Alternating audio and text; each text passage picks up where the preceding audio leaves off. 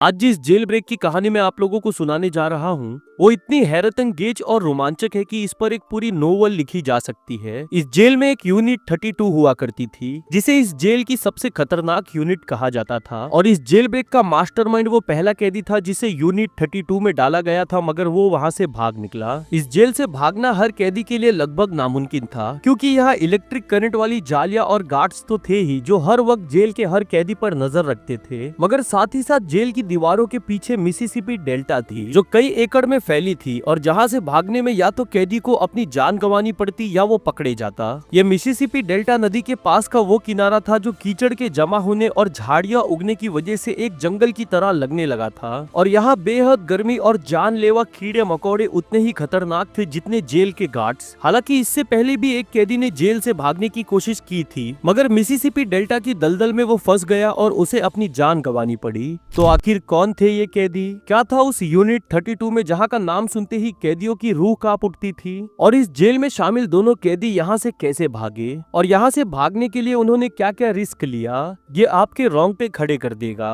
28 मई सन 2000 की सुबह जब दो गार्ड्स यूनिट 32 सेल के बाहर ये चेक करने पहुँचते हैं कि सभी कैदियों ने नाश्ता कर लिया या नहीं, तब उन दोनों गार्ड की नजर दो सेल्स पर पड़ती है जिसमें दोनों नाश्ते की ट्रेस वैसे की वैसी ही रखी थी। ये उनके लिए बहुत ही चौंकाने वाला था क्योंकि ज्यादा भूख लगने की वजह से कैदियों को जैसे ही नाश्ता या खाना दिया जाता था वो उसे फौरन ही खा लेते थे। मगर ये दोनों ट्रेस देखने के बाद दोनों गार्ड्स जैसे ही सेल के अंदर जाकर देखते हैं तब उनके पैरों तले जमीन सरक जाती है। कहानी शुरू होती है मिसिसिपी स्टेट पेनिटेंसरी से जिसे पर्चमैन जेल के नाम से भी जाना जाता था। ये जेल मिसिसिपी की सबसे पुरानी जेल थी जिसका इतिहास बहुत ही खतरनाक और दिल दहला देने वाला था क्योंकि सन 1901 में अमेरिकन गवर्नमेंट ने ये जमीन खरीदी थी जो पहले कभी एक फार्म हुआ करती थी। ये जमीन खरीदने के बाद अमेरिकन गवर्नमेंट ने सारे ब्लैक कैदियों को यहाँ पर काम पर लगा दिया और उनका ये काम था जेल बनाने का, जिसका मतलब ये सभी कैदी खुद अपनी ही जेल बना रहे थे। इन कैदियों से दिन रात जानवरों की तरह काम करवाया जाता था और उनसे वो जेल बनवाई जा रही थी जो कैदियों के लिए एक बुरा सपना साबित होने वाली थी। ये जेल कई वजहों से और भी खतरनाक और डरावनी थी क्योंकि यहाँ पर अक्सर कैदियों के मर्डर हो जाते थे या वो सुसाइड कर लेते और साथ ही साथ यहाँ की सीवेज लाइन भी लीक करती थी जिसकी वजह से कई जानलेवा कीड़े मकोड़े जेल में कैदियों को काट लेते और या तो वो मर जाते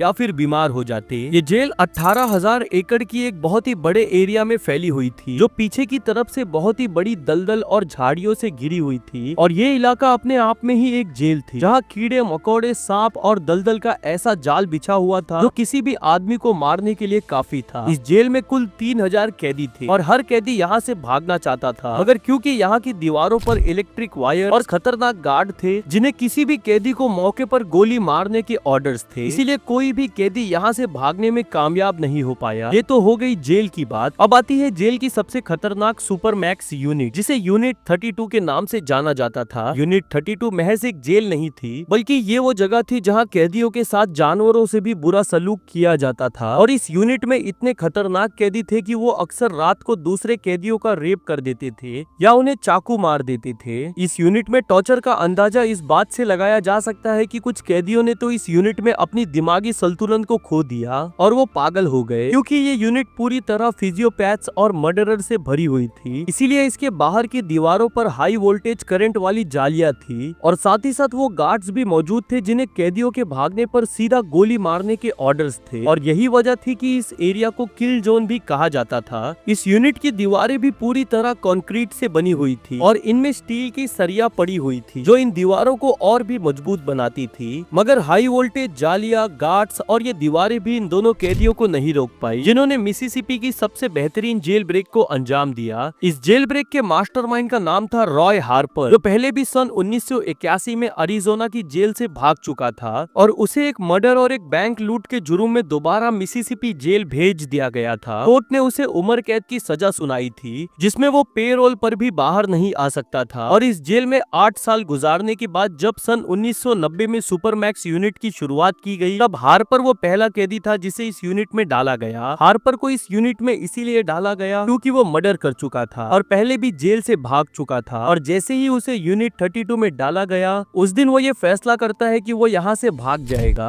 हालांकि सन 1993 में उसने आरी से सेल की खिड़की काट कर भागने की कोशिश भी की, मगर वो पकड़ा गया और उसके बाद उसके पूरे बदन पर जानवरों से भी बुरा टॉर्चर किया गया। इस जगह कोई दूसरा कैदी होता तो वो हमेशा के लिए अपने दिमाग से भागने का प्लान निकाल देता, मगर इतने टॉर्चर के बाद भी हार्पर का इरादा कमजोर होने के बजाय और मजबूत होता चला गया। हालांकि हार्पर इस जेल से भागना तो चाहता था, मगर उसके सामने कई मुश्किलें थी, जिसमें से पहली मुश्किल थी सेल की विंडो, जिसे उसे किसी की नजर में आए बिना काटना था, और दूसरी मुश्किल थी कई एकड़ में फैला डेल्टा, जिसे उसे सही सलामत पार करना था। ये सेल की विंडोज पूरी तरह स्टील से बनी हुई थी, जिसके अंदर स्टील की सरियाएं भी डाली गई थी, मगर क्योंकि हार्पर अपनी पहली गलती से सीख चुका था, इसीलिए वो अच्छी तरह समझ गया था कि उसे यहाँ से भागने के लिए एक प्लान, औजार और कुछ पैसों की जरूरत पड़ेगी। पैसों का इंतजाम करने के लिए वो मुलाकात पर आई अपनी बीवी से चुपके से $200 ले लेता है ताकि वो इन पैसों का इस्तेमाल जेल में कर सके। और क्योंकि मिसिसिपी जेल में करप्शन हद से ज्यादा थी, इसीलिए वो $40 में एक गार्ड से आरी वाला ब्लेड ले लेता है। हालांकि उसने ब्लेड का इंतजाम तो कर लिया था, मगर उसे विंडो में लगे स्क्रूज को खोलने के लिए एक औजार चाहिए था, और साथ ही साथ एक परेशानी और थी, और वो ये थी कि उसे ये स्क्रूज सेल से महज 20 फीट दूर मौजूद गार्ड के सामने खोलने थे। इस दूसरे औजार का इंतजाम करने के लिए उसने लाइट के स्टील कवर्स को कई टुकड़ों में तोड़ लिया और फिर पेंसिल शार्पनर ब्लेड की मदद से उसे स्क्रू ड्राइवर की तरह बना लिया। और सबसे ज्यादा चौंकाने वाली बात तो ये थी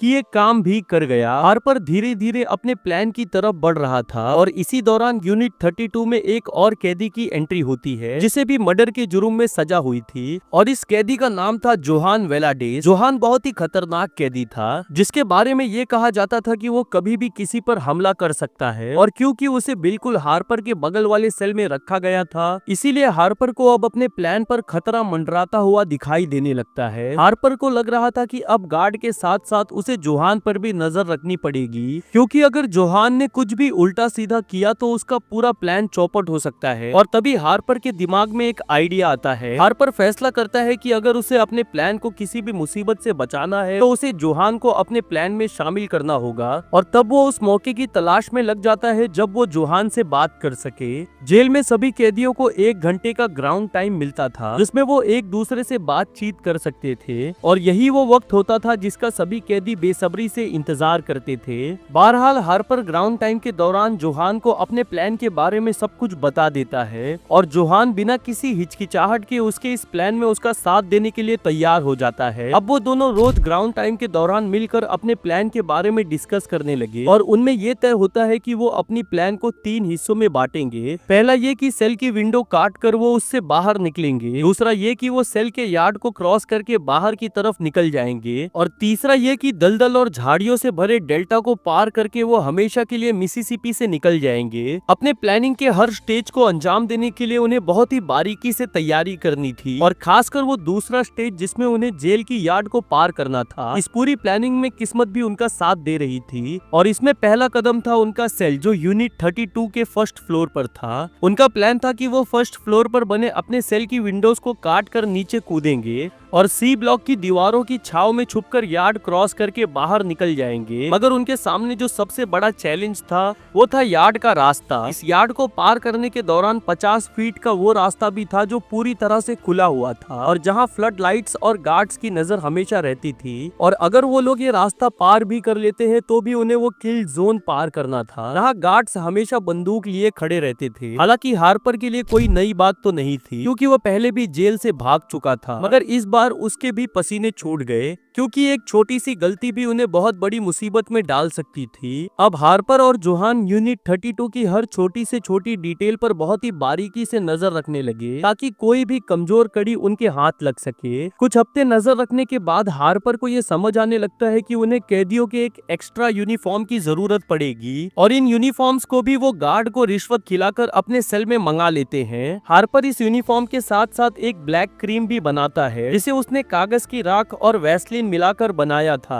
ताकि वो दोनों इस क्रीम से अपना चेहरा छुपा सके। हार्पर अपना प्लान हर बारीकी को ध्यान में रखते हुए बना रहा था, मगर एक सवाल था जो उसे बार बार परेशान कर रहा था और वो था डेल्टा, जिसे उन्हें पार करना था। मगर इसके लिए भी वो अपनी तैयारी शुरू कर देते हैं क्योंकि इस डेल्टा में जो पानी था वो पूरी तरह कीड़े मकोड़ों से भरा था, जिसकी वजह से ये पानी पीने लायक नहीं था। और यही वो वजह थी कि वो जेल में मिलने वाली जैकेट से बैग बनाना शुरू करता है ताकि वो इनमें साफ पानी की बोतल्स रख सके। बहरहाल इन सारी तैयारियों के बाद हार्पर और जोहान दोबारा अपना ध्यान सेल की उन विंडोज पर लगाते हैं जहां से निकलकर उन्हें भागना था। उन दोनों में ये तय होता है कि वो दोनों अपनी अपनी आरियों के ब्लेड से इन विंडोज को काटना शुरू करेंगे, मगर उन्हें ये काम बहुत ही चौकन्ना होकर करना था क्योंकि हर थोड़ी देर में एक गार्ड वहां से राउंड पर निकलता था। उन दोनों को अभी विंडोज काटते हुए कुछ ही देर हुई थी कि तभी हार्पर के कानों में किसी के चलने की आवाजें आने लगती है क्योंकि हार्पर अभी तक आधी विंडो काट चुका था, जिसकी वजह से वो धीरे से बाहर आ गई थी और इसी वजह से अपनी सेल की तरफ बढ़ते हुए कदमों की आवाज से वो बहुत ही घबरा जाता है और उसे लगने लगता है कि अब वो पकड़ा जाएगा। हार्पर के सेल की तरफ जो शख्स आ रहा था वो कोई और नहीं बल्कि यूनिट 32 का जेलर था जो अचानक जेल का इंस्पेक्शन करने आ गया था। हार्पर अब पकड़े जाने से महज कुछ ही मिनट की दूरी पर था क्योंकि उसके हाथ में ब्लेड था और विंडो की खिड़की आधी से ज्यादा बाहर आ गई थी और वो फुर्ती दिखाते हुए ब्लेड को बेड के नीचे फेंकता है और सेल के गेट पर आकर खड़ा हो जाता है ताकि वो जेलर का ध्यान भटका सके। हार्पर को इस बात का अंदाजा भी नहीं था कि इस बार भी किस्मत उसका भरपूर साथ देगी और जेलर बिना विंडो की तरफ ध्यान दिए वहां से निकल जाता है और अगले दिन वो दोनों फिर से विंडोज को काटना शुरू करते हैं। मगर जैसे ही पूरी विंडो कट जाती है उसके पीछे का नजारा देख उनके चेहरों पर मायूसी छा जाती है। वो दोनों देखते हैं कि इस विंडो के पीछे एक और विंडो है जो पूरी तरह स्टील से बनी हुई थी और इसमें स्टील की सरियाएं भी डाली गई थी और ये देख हार्पर को लगने लगता है कि उसका प्लान अब पूरी तरह फेल हो जाएगा, मगर वो किसी भी कीमत पर इस जेल से भागना चाहता था और इसीलिए वो इसका भी तोड़ निकाल लेता है। इस विंडो को गौर से देखने पर हार्पर की नजर विंडो के नीचे वाले हिस्से पर पड़ती है जिसे पतली स्टील की पट्टी से कवर किया गया था।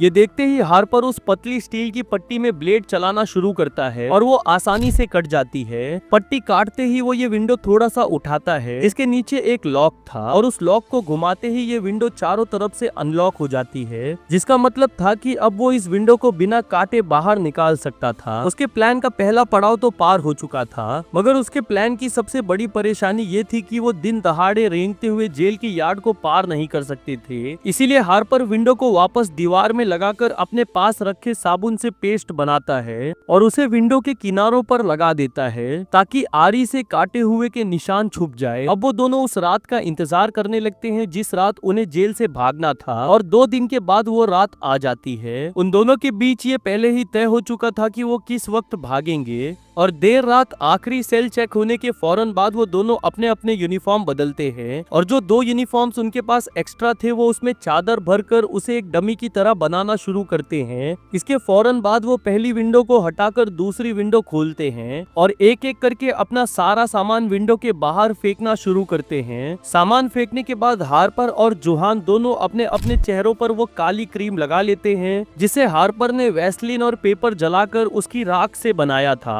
और इसके पीछे की वजह थी कि उनके चेहरे अंधेरे में किसी को दिखाई ना दे। अब वो दोनों उस खिड़की से बाहर की तरफ कूदते हैं और धीरे धीरे सी ब्लॉक की दीवार की आड़ में आगे बढ़ने लगते हैं, मगर उन्हें हर वक्त ये डर सता रहा था कि किसी गार्ड की उन पर नजर ना पड़ जाए। और तभी कुछ ऐसा हुआ कि उनकी रूह कांप उठी क्योंकि जेल के अंदर और बाहर की जालियों के बीच किल जोन था जहाँ किसी भी कैदी के मिलने पर उसे सीधा गोली मारने के ऑर्डर्स थे और हार्पर और जोहान भी रेंगते हुए अंदर वाली जाली तक पहुंच जाते हैं जहां से वो किल जोन और वॉच टावर पर खड़े गार्ड को साफ देख पा रहे थे। ये वो वक्त था जब उन्हें सबसे ज्यादा डर और घबराहट महसूस हो रही थी क्योंकि उन्हें अब ये जाली काट कर गार्ड्स के सामने से किल जोन पार करना था और वो हिम्मत करके धीरे धीरे जाली काटना शुरू करते हैं। वो दोनों अभी जाली काट ही रहे थे तभी एक हेडलाइट उन पर पड़ती है जो वहाँ पेट्रोलिंग कर रहे गार्ड की जीप की हेडलाइट थी और एक पल के लिए तो हार्पर और जोहान को लगने लगता है कि अब उनका प्लान चौपट हो चुका होता है, मगर यहाँ भी किस्मत उनका साथ देती है और वो दोनों गार्ड्स उन दोनों को बिना देखे वहाँ से निकल जाते हैं। बहरहाल वो दोनों इस जाली को काट कर अंधेरे में रेंगते हुए किल जोन भी पार कर लेते हैं और बाहरी जाली को काट कर जेल के बाहर डेल्टा की तरफ आ जाते हैं। रात के वक्त ये डेल्टा देखने में और भी खतरनाक लग रहा था क्योंकि उनके चारों तरफ पानी, दलदल और झाड़ियाँ थी जिसमें जहरीले सांप और कीड़े मकोड़े थे और उन्हें ये डेल्टा सुबह होने से पहले जिंदा सही सलामत पार करना था। उन्हें जेल से भागे अब कई घंटे बीत चुके थे और वो दोनों कई किलोमीटर दूर निकल चुके थे, मगर जैसे जैसे सुबह का सूरज चढ़ रहा था ये डेल्टा उनके लिए बहुत ही गर्म और खतरनाक होता जा रहा था क्योंकि ये डेल्टा दूर दूर तक खुले आसमान के नीचे फैला हुआ था और सूरज की गर्मी की वजह से उन्हें चलने में बहुत ही परेशानी हो रही थी। इसीलिए उन दोनों को यही डर सता रहा था कि अगर उन्हें कोई ढूंढने निकला तो वो दोनों पकड़े जाएंगे। अब उन्हें जल्द से जल्द कोई ऐसी जगह ढूंढनी थी जहाँ छुपकर वो आराम कर सके और किसी की नजर भी उन पर ना पड़े और तभी उन्हें एक छोटी सी जगह दिखाई देती है जो पूरी तरह झाड़ियों से भरी हुई थी। इस छोटी सी जगह में वो दोनों झाड़ियों के बीच लेट जाते हैं ताकि सूरज की रोशनी और किसी की नजर उन पर ना पड़े और यही एक रास्ता बचा था उनका जिंदा रहने का। उधर जेल के अंदर हार्पर और जोहान ने जो डमीज रखी थी उन्होंने अपना काम कर दिया था और सुबह होने के कई घंटों के बाद भी किसी भी गार्ड को ये पता नहीं चला दो कैदी जेल से भाग चुके हैं। बहरहाल दो गार्ड्स जब दोबारा सेल के बाहर ये चेक करने पहुंचे कैदियों ने नाश्ता किया या नहीं,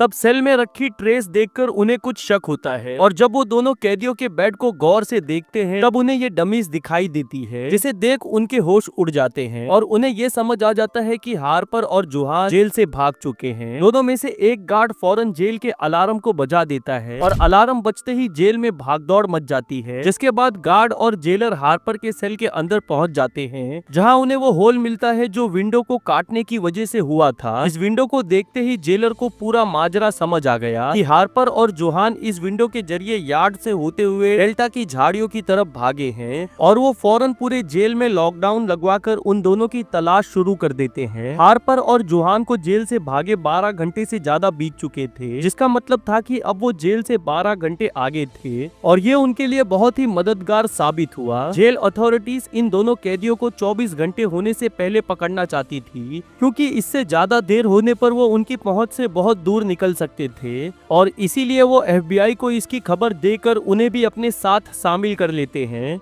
FBI अब मिसिसिपी के हर पुलिस स्टेशन में इन दोनों कैदियों की फोटोज सर्कुलेट कर देती है और पूरी मिसिसिपी की पुलिस इन दोनों कैदियों की तलाश में लग जाती है, मगर वो इस बात से बेखबर थे कि ये दोनों कैदी उनकी पहुंच से बहुत दूर निकल चुके हैं। उधर हार्पर और जोहान इन झाड़ियों से भरे डेल्टा को पार करते करते बहुत ही बुरी तरह थक चुके थे और भयानक गर्मी और कीड़े मकोड़ों की वजह से उन्हें एक एक कदम बढ़ाने में बहुत ही मुश्किलों का सामना करना पड़ रहा था। हालांकि उन दोनों ने उस झाड़ी में छुपे रहने की बहुत कोशिश की, मगर इस डेल्टा के मच्छर इतने खतरनाक थे कि उनके काटते ही हार्पर और जोहान के बदन पर सूजन आ जा रही थी, जिसकी वजह से उनका वहां बैठना बहुत ही मुश्किल होता जा रहा था। और इसी दौरान उन दोनों को कुछ दूरी पर कुछ आवाजें सुनाई देने लगती हैं। ये आवाजें उन्हीं गार्ड्स और पुलिस की थी जो उन्हें ढूंढने निकले थे, जिन्हें सुनकर वो दोनों वहीं जम जाते हैं और उनका दिल जोर जोर से धड़कने लगता है। वो ये जानते थे कि उनका एक भी मूवमेंट से आवाज हो सकती है और वो दोनों पकड़े जाएंगे। इसीलिए वो दोनों चुपचाप झाड़ियों में छुपकर आवाजों को गौर से सुनने लगते हैं। धीरे धीरे ये आवाजें भी कम होने लगती हैं। इसका मतलब था कि वो सभी वहां से आगे बढ़ गए हैं, इस बात से बेखबर कि ये दोनों कैदी उनके बहुत पास ही थे, क्योंकि उन दोनों के पास कुछ बोतल्स पानी और थोड़ा बहुत खाना था तो उन्होंने जेल की पेंट्री से चुराकर अपने पास छुपा लिया था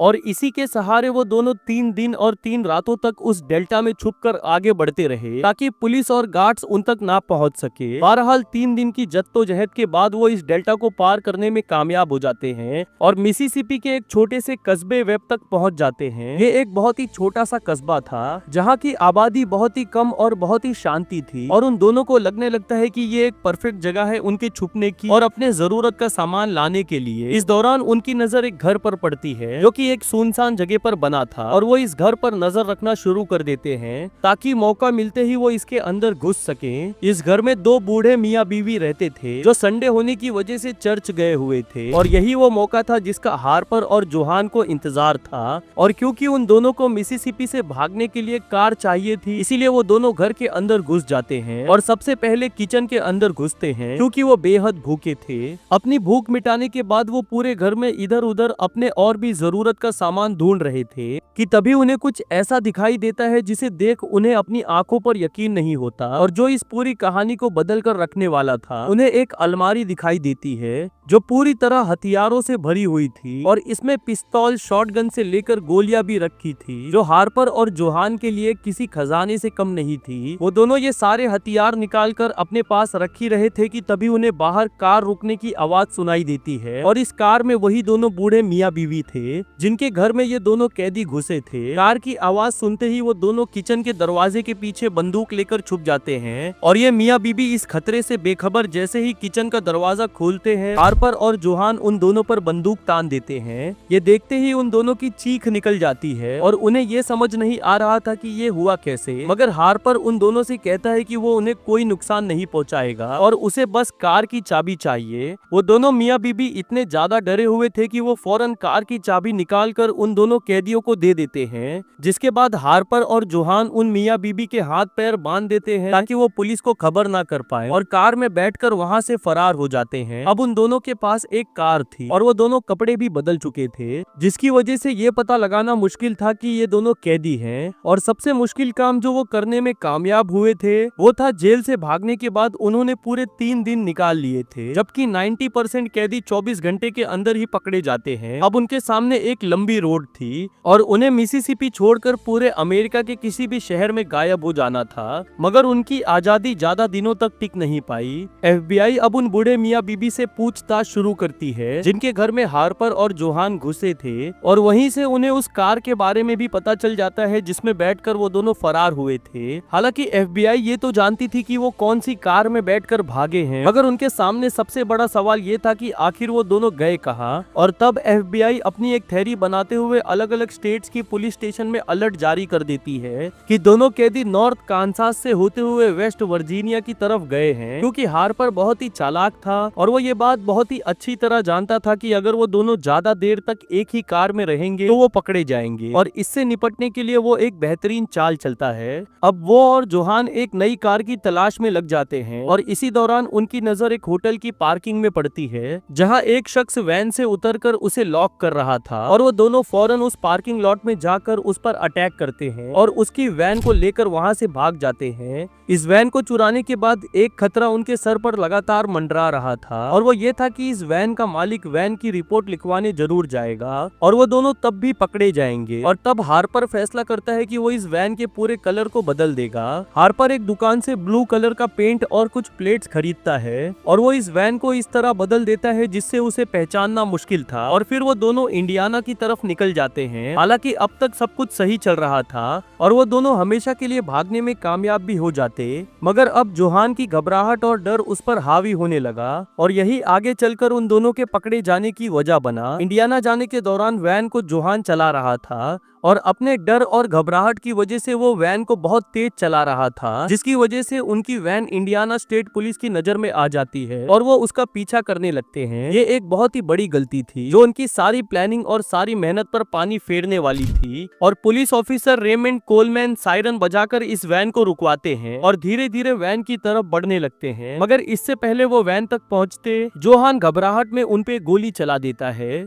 ये गोली बिल्कुल ऑफिसर के बगल से होते हुए निकल जाती है और अचानक हुए इस हमले के बाद वो फौरन बैकअप टीम को कॉल करके वहां आने के लिए कहते हैं। ये देख हार्पर भी वैन से बाहर निकलता है और पुलिस ऑफिसर पर गोलियां चलाने लगता है, जिसके जवाब में पुलिस ऑफिसर्स भी धड़ाधड़ गोलियां चलाने लगते हैं और महज एक पुलिस चेस अब एक शूट आउट में बदल चुकी थी। उधर जोहान फटाफट दोबारा से वैन स्टार्ट करता है और हार्पर और वो दोबारा वैन से भाग जाते हैं, मगर वो इस बात से बेखबर थे कि वो एक बहुत ही बड़ी मुसीबत में फंस चुके हैं और पुलिस के हाथ लगने के बहुत ही करीब हैं। बैकअप टीम को उनकी वैन की लोकेशन मिलते ही वो उस रूट पर कीलों की चटाई बिछा देते हैं और ये वैन जैसे ही उस पर से होकर गुजरती है वैन का टायर फट जाता है और जोहान और हार्पर को ये वैन एक किनारे पर रोकनी पड़ती है। वैन रुकते ही पुलिस ऑफिसर्स उन पर धड़ाधड़ गोलियां चलाने लगते हैं, मगर क्योंकि हार्पर ने वैन के पीछे वो कपड़े और सारा सामान रखा था जो उन्होंने बूढ़े मियाँ बीबी के घर से चुराया था, इसलिए गोलियां उन तक नहीं पहुंच पाई। हार्पर और जोहान को अब ये समझ आ चुका था कि अब वो बच नहीं पाएंगे और वो दोनों बिना वक्त गवाए वैन के दरवाजे को लात मार के खोलते हैं और पुलिस की तरफ गोलियां चलाते हुए वो अंधेरे में जंगल की तरफ भाग जाते हैं। वो पुलिस के हाथ आते आते उनके हाथों से निकल गए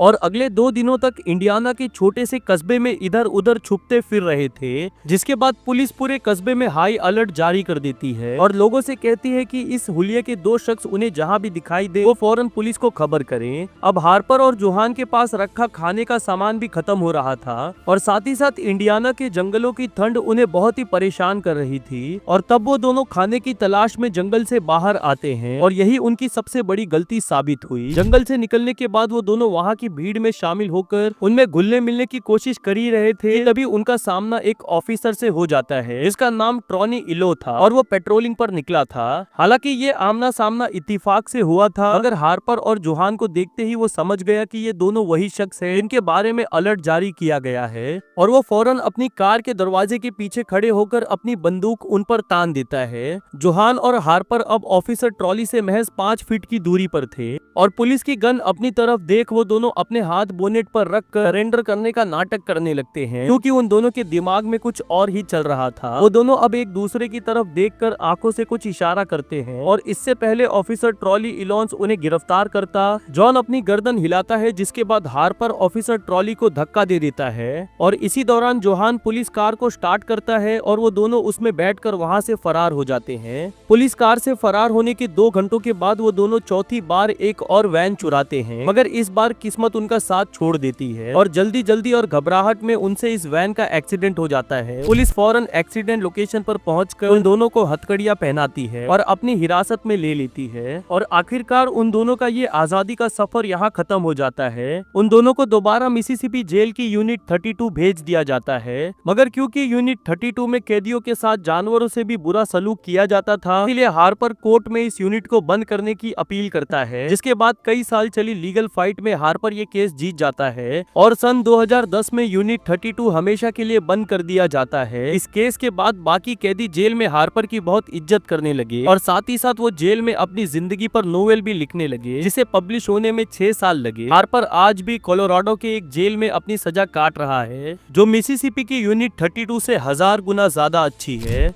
आपको ये कहानी कैसी लगी कमेंट सेक्शन में लिखकर जरूर बताएं। इस वीडियो को लाइक करें और क्राइम स्टूडियोज चैनल को सब्सक्राइब करें। बेल आइकन दबाना ना भूलिएगा। मैं मिलता हूं आप लोगों से अगले वीडियो में, तब तक के लिए अलविदा।